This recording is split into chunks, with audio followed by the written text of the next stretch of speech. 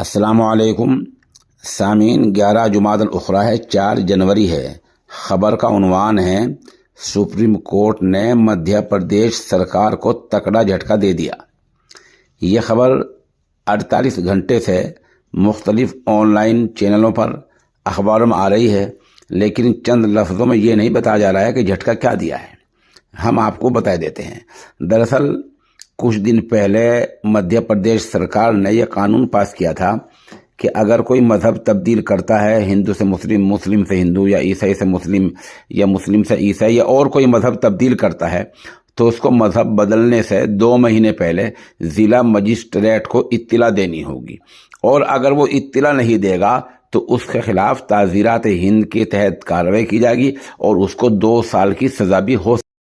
کچھ لوگوں نے اس کو وہاں کے ہائی کورٹ میں چیلنج کیا، تو مدھیہ پردیش ہائی کورٹ نے صاف کہا، اور اس دفعہ پر یہ قانون کی دفعہ 10 ہے، اس پر روک لگا دی، اور کہا کہ 2 آدمی اگر مذہب تبدیل کرنا چاہتے ہیں، یا 1 آدمی مذہب تبدیل کرنا چاہتا ہے، تو مجسٹریٹ کو اطلاع دینے کی کوئی ضرورت نہیں ہے۔ اگر کوئی خبر نہیں دیتا، اطلاع نہیں دیتا، تو اس کے خلاف کوئی کارروائی نہیں ہو سکتی۔ مدھیہ پردیش سرکار نے اسی ہائی کورٹ کے حکم پر روک لگانے کے لیے سپریم کورٹ سے رجوع کیا تھا۔ 24 گھنٹے پہلے سپریم کورٹ نے بھی صاف صاف کہہ دیا ہے کہ مجسٹریٹ کو اطلاع دینے کی کوئی ضرورت نہیں ہے۔ اگر کوئی اپنا مذہب بدلتا ہے اور وہاں کے مجسٹریٹ کو اطلاع نہیں دیتا ہے، تو اس کے خلاف تعزیرات کے ہند کے تحت کوئی بھی کارروائی نہیں ہو سکتی ہے۔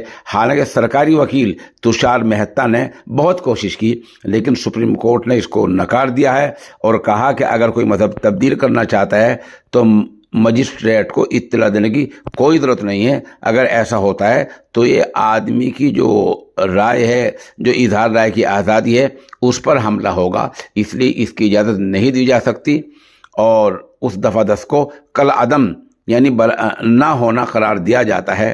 اور اب ہم سمجھتے ہیں کہ فیصلہ چونکہ سپریم کورٹ کا ہے، اس لیے پورے ملک میں اگر کوئی بھی ریاستی سرکار ایسا قانون پاس کرتی ہے تو سپریم کورٹ کے اس فیصلے کے تحت اس کو رد کیا جا سکتا ہے۔ مجسٹریٹ کو اطلاع دینے کی کوئی ضرورت نہیں ہے۔